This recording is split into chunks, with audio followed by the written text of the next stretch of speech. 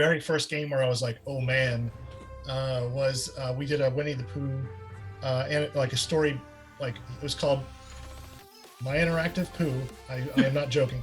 My name is Andrew Cremeans, and I am an artist. I worked for the last probably over 20 years, like 23, 24 years in the video game industry, and I've shipped about 30 video games. I ended up working for a lot of great companies like Disney and Pixar and Lucasfilm and Warner Brothers and Universal, and I got to do a lot of really cool kids games because of the first job the first developer I started working for.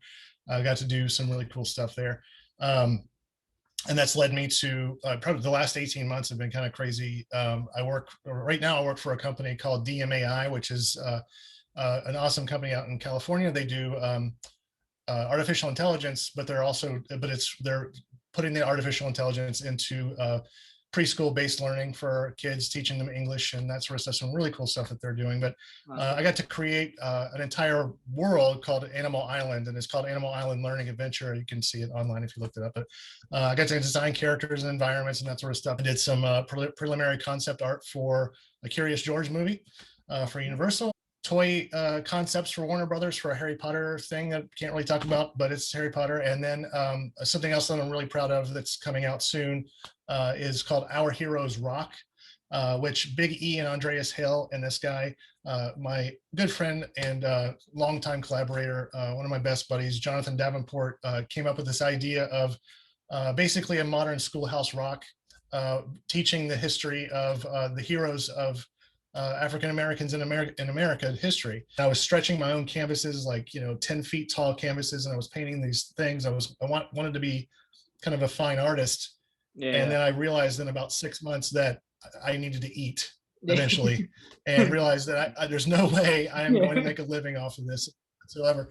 So right around that time, this is where it kind of gets into like that fate versus whatever, like I right around that time, St. Leo College canceled their art program in the middle of my degree.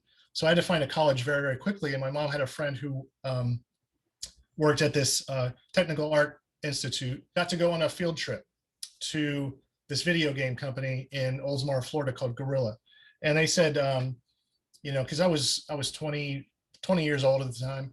And they said, we're going to go through there and don't touch anything. Don't talk to anybody. Don't even make eye contact, whatever. And we all kind of went in, we took a bus there. We all were walking through, and it was all dark. Everybody's got their monitors, but everybody's got toys all over their desks. And they're like drawing cartoons. And like, I think they're working on like a Polly Pocket video game for Mattel. And we walked through, and the people are playing music, and like, I know that band and like whatever. And then I walked into the back, and in the back section, they were making a comic book for their own original game. They had a game and they're making their own comic book. So I let the entire my entire class kept walking, and I kind of held back, and I talked to every single person there. How do I get a job here? What do I, they were all nice, but I could tell that, that they were humoring me or whatever. And I had to call my mom to come pick me up because the bus left. But I applied there, got a rejection letter. You're not ready yet, whatever. Worked my butt off for 6 months because they told me that they were primarily using Photoshop and that sort of stuff to make the games. I was 24/7 Photoshop. I got to learn Photoshop. I got to do this, and reapplied. And they said, this is better, but we're not hiring right now, whatever. Then finally the third time I got the job, and I worked there for 17 years and became the art director of the company.